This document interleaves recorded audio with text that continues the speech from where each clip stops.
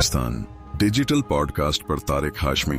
इस वक्त की बड़ी खबर, आलमी शहरत याफ्ता पॉप स्टार लेडी गागा अपनी नई कंसर्ट फिल्म एप्पल म्यूजिक लाइयो लेडी गागा में हेम रिक्वेम की खुसूसी स्क्रीनिंग के लिए रेड कारपेट पर पहुंच गई हैं। इनके उस धमाकेदार और अनोखे स्टाइल ने एक बार फिर हाली ट्विटर और सोशल मीडिया पर धूम मचा दी है, जहां मदाह उनकी उस नई म्यूजिकल दस्तावेजी फिल्म का बेसब्री से इंतजार कर रहे हैं।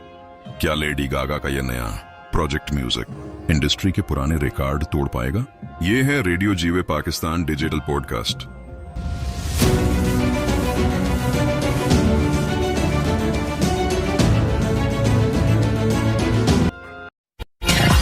आपकी और हमारी पहचान FM जीवे पाकिस्तान।